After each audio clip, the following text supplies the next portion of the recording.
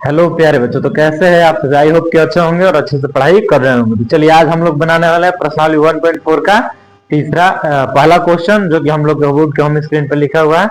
चलिए देखते हैं इसको कैसे सॉल्व करेंगे। ठीक है, आइए यहाँ पर देखिए दिया है, बिना लंबी विभाजन प्रक्रिया की ये बताइए कि निम्नलिखित परिमेय संख्याओं के दशमलव प्रकार शांत है या अशांत आवर्ती। यानी कि ये जितनी संख्या दी हुई है ये सब क्या है, परिमेय संख्या है। और हमको बताना है कि इसका जो दशमलव प्रकार होगा, यानी जब हम किसी संख्या इसी संख्या में नीचे वाले से ऊपर वाले में भाग देंगे तो क्या आएगा। ठीक है, इसमें क्या बताना है, बिना लंबी विभाजन प्रक्रिया किए बताना है, यानी भाग दे करके हम लोग को इसको सॉल्व नहीं करना है। तो हम लोग बनाएंगे इसको दूसरे नियम के अनुसार। ठीक है, यहाँ पर देखिए सब परिमेय संख्या दिया हुआ है, तो परिमेय संख्या इसमें आ जाता है मुख्य रूप से दो तरह का हो जाता है। देखिए परिमेय जो है ये क्या हो जाएगा, एक होगा जिसका दशमलव प्रसार शांत होगा। ठीक है, एक का दशमलव प्रसार शांत होगा और दूसरा का दशमलव प्रसार जो होगा वो क्या होगा, अशांत। अशांत आवर्ती होता है। ठीक है, तो शांत दशमलव प्रसार जिसका होता है उसमें क्या होता है, जिसका दशमलव प्रसार शांत होगा उसके गुणनखंड में, यानी उसका जो गुणनखंड होगा उसमें क्या आता है, 2 के पावर n गुणे 5 के पावर m, इस रूप का आता है। यानी जब हम मान के चलिए यहाँ पर 15/16 से दिया है, तो इसमें 1600 का हम गुणनखंड तोड़ेंगे और इसके गुणनखंड में क्या आना चाहिए, ये आना चाहिए 2 गुणे n, 2 के पावर n गुणे 5 के पावर m आना चाहिए। ठीक है, चलिए इसको सॉल्व करते हैं हम लोग एक उदाहरण लेके, उसके बाद देखते हैं। यहाँ पर देखिए जैसे हम लोग ले लेते हैं, आप लोग ले लिए 20। ठीक है, इसका दशमलव प्रसार निकालते हैं, देखते हैं क्या आता है। जैसे गुणनखंड किए, इसका 2 से कटेगा 2 दहा का 20 होता है, 2 से कटेगा 2 5 10, 5 से कटेगा 1 आएगा। ठीक है, तो इसका दशमलव प्रसार क्या होगा, 2 गुणे 2 गुणे 5। ठीक है, ये आ जाएगा 2 के पावर 2 गुणे 5 के पावर 1, यानी इसका गुणनखंड क्या आ रहा है, 2 के पावर 2 गुणे 5 के पावर 1, यानी 2 के पावर n गुणे 5 के पावर m के रूप का आ रहा है। तो इसका दशमलव प्रसार क्या हो जाएगा, शांत हो जाएगा। ठीक है, अगर यही हम बनाए होते और इसी क्वेश्चन को बनाते, जैसे कि यहाँ पे 6 ले लेते हैं या 12 ही ले लीजिए, तो क्या आएगा, 2 के पावर, यानी 2 से भाग कीजिए तो 2 2 6 के 12, 2 से कटाएंगे 2 3 6, 3 से कटाएंगे 1, यानी इसका आ जाएगा 2 गुणे 2 गुणे 3, यानी 2 के पावर 2 गुणे 3 के पावर 1। तो इसका क्या आ रहा है, 2 गुणे 5 के रूप का नहीं आ रहा है, यानी 2 के पावर n गुणे 5 के पावर m के रूप का नहीं आ रहा है। तो इसका दशमलव प्रसार क्या हो जाएगा, अशांत हो जाएगा। क्या हो जाएगा, अशांत हो जाएगा। ठीक है, तो हम लोग को बस इतना ध्यान देना है कि हम लोग जो भी बनाएंगे, जिसका भी गुणनखंड निकालेंगे, उसका दशमलव प्रसार कितना आना चाहिए, 2 गुणे n, 2 के पावर n गुणे 5 के पावर m के रूप का आना चाहिए। ठीक है, चलिए हम लोग पहला क्वेश्चन को सॉल्व करते हैं, इसे मिटा लिया जाए। पहला क्वेश्चन को हम लोग बनाते हैं, देखते हैं क्या दिया है। यहाँ पे पहला क्वेश्चन दिया हुआ है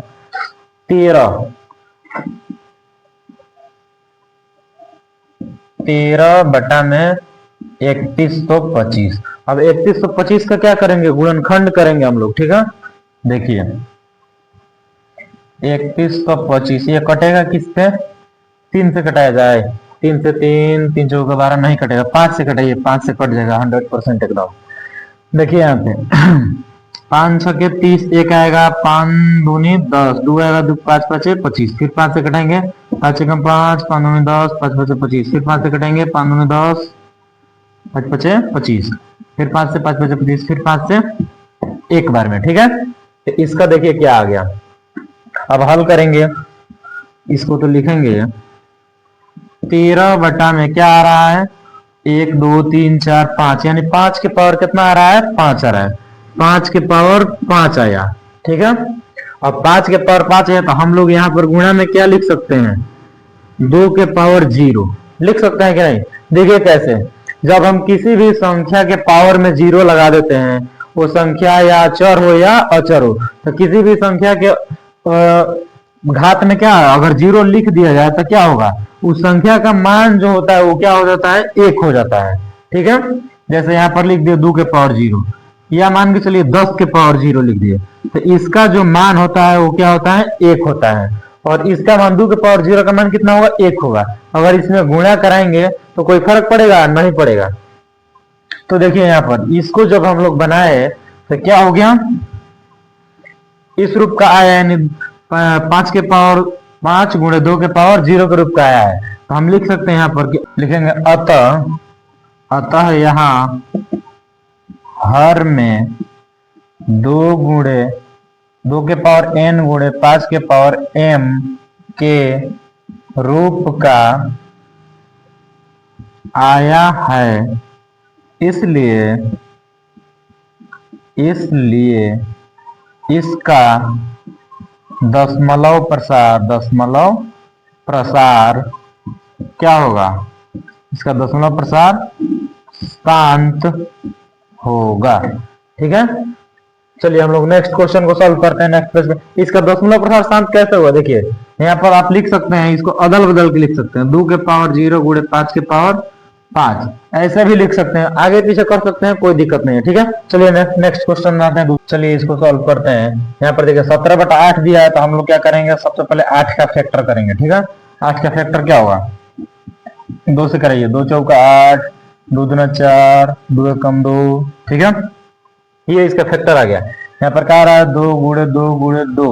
ठीक है, तो इसमें देखिए यहाँ पर हल करेंगे, लिखेंगे 17 में 2 3 आ रहा है ना, तो 2 के पावर 3। अब देखिए अभी हम पीछे बताए थे आप लोग को कि क्या कर सकते हैं, 5 के पावर 1 लिख सकते हैं, 5 के पावर 0 गुणे 5 के पावर 0। 5 के पावर 0 का मान क्या होगा? 1 होगा। ठीक है, तो यहाँ पर लिख सकते हैं अतः इसके हर में, यानी अंश ऊपर हर नीचे। ठीक है, हर में 2 के पावर n गुणे 5 के पावर m के रूप का आया है। इसलिए इसका इसलिए इसका क्या होगा? इसका दशमलव प्रसार शांत होगा। चलिए नेक्स्ट क्वेश्चन, इसको हल करेंगे। 455 दिया, 455 का फैक्टर कीजिए तो 455। ठीक है, ये 1 से ना कटेगा, 2 से ना कटेगा, 3 से ना कटेगा, 4 से भी ना कटेगा, 5 से कटेगा, फटक दे। 5 9 45, 5 से कम 5। अब 7 से कटेगा, 7 से कम 7, 2 7 का 21, 13 से 91, 13 से एक बार में। ठीक है, चलिए इसको लिखो 64 में क्या आ रहा है? 5 के पावर 1 गुणे 7 के पावर 1 गुणे 13 के पावर 1। इसका होगा जी? ये नहीं हो पाएगा।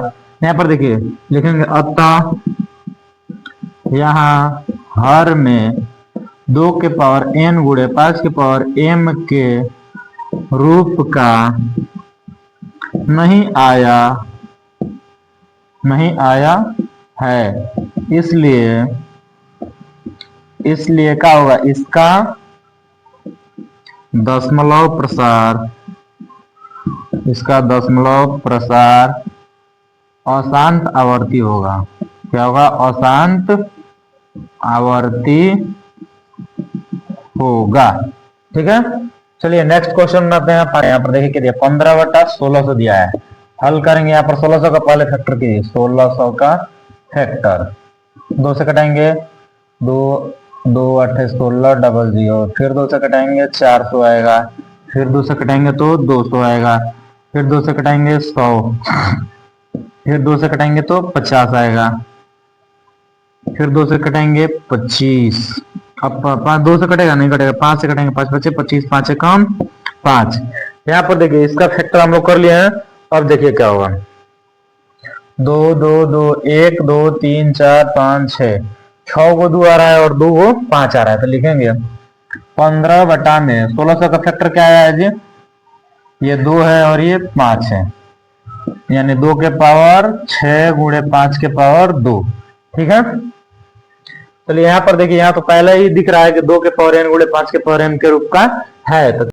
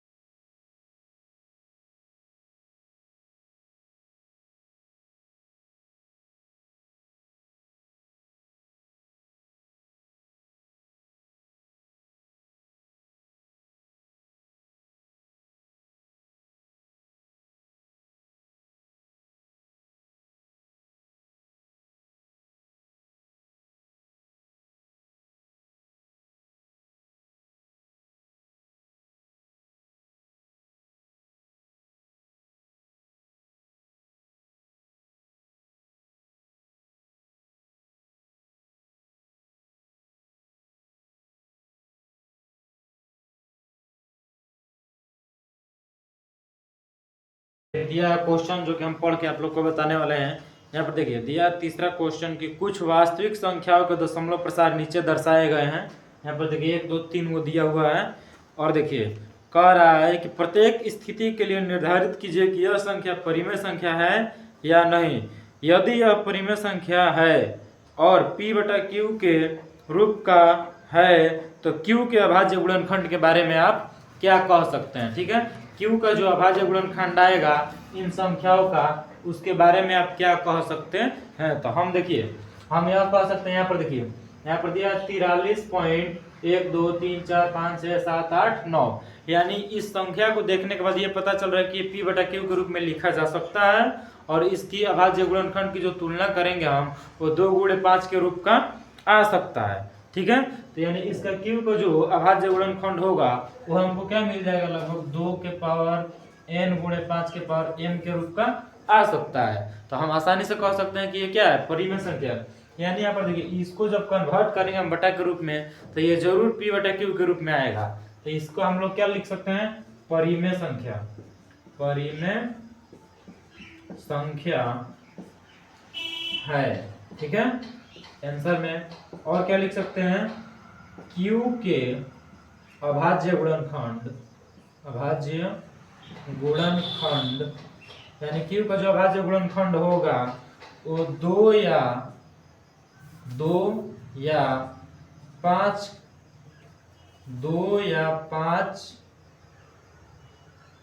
दोनों होंगे। ठीक है, 2 या 5 दोनों होंगे या हो सकता है। ठीक है, तो ये 2 गुणे 5 के रूप का आएगा, निश्चित है कि आएगा। उसके बाद देखिए यहाँ पर हम लोग के सामने दिया है दूसरा क्वेश्चन। इसमें देखिए क्या कर रहा है, ये देखने के बाद ही पता चल रहा है कि ये अपरिमेय संख्या है। कैसे अपरिमेय संख्या है, यहाँ पर देखिए 0.120 फिर 1 2 00 फिर 1 2 000 फिर 1 2 40 फिर 1 2 50 फिर 1 2 60, इस तरह से ये बढ़ते जाएगा। यहाँ पर देखिए डॉट डॉट दिया है, तो जिस संख्या का अंत ही नहीं हो सकता है वो कैसे परिमेय संख्या हो सकता है, कैसे ज्ञात कर सकते हैं, नहीं ज्ञात कर सकते। हम ज्ञात ही नहीं कर सकते हैं कि वो परिमेय संख्या है कि नहीं है। तो यहाँ पर डायरेक्ट लिख दीजिए कि क्या है, अपरिमेय संख्या है। इसमें दूसरा कुछ और नहीं लिखना है। ठीक है, अपरिमेय संख्या है, काम खत्म। फिर आएगा आपका तीसरा। तो तीसरा क्वेश्चन देखिए यहाँ पर क्या कह रहा है। तीसरा क्वेश्चन में दिया है कि 43.1 2 3 4 5 6 7 8 9 तक ले दिया है और ऊपर बार का चिन्ह लगा हुआ है, यानी ये जो आगे आएगी संख्या है इसी के जैसा आएगी। फिर यहाँ पर देखिए लिख रहे हैं, यहाँ पर देखिए 43.1 2 3 4 5 6 7 8 9, फिर 1 से शुरू 1 2 3 4 5 6 7 8 9, फिर 1 से शुरू 1 2 3, इस तरह से मतलब इस संख्या का अंत नहीं होगा। तो जिसका अंत नहीं होगा वो क्या होगा, अपरिमेय होगा। लेकिन जब इसको हम लोग p बटा q के रूप में कन्वर्ट करेंगे, यानी जितना पर बार लगाया गया 1 से लेकर 9 तक, इसको जब p बटा q के रूप में हम लोग कन्वर्ट करेंगे तो पाएंगे कि ये परिमेय संख्या के रूप में आएगा।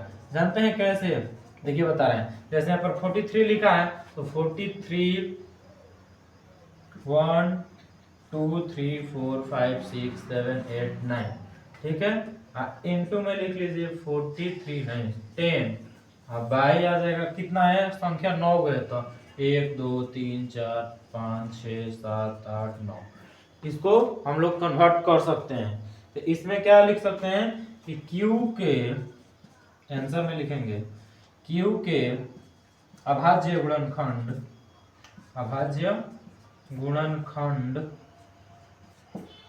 2,5 या 2,5 के अतिरिक्त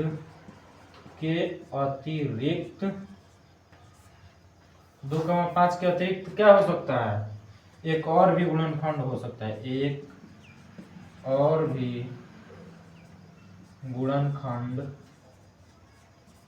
हो सकता है। ठीक है, 2,5 के अतिरिक्त एक और गुणनखंड हो सकता है। चलिए हम लोग प्रश्नावली 1.4 को बेहतर तरीके से सॉल्व कर चुके हैं। मिलता है नेक्स्ट वीडियो में, तब तक के लिए बाय।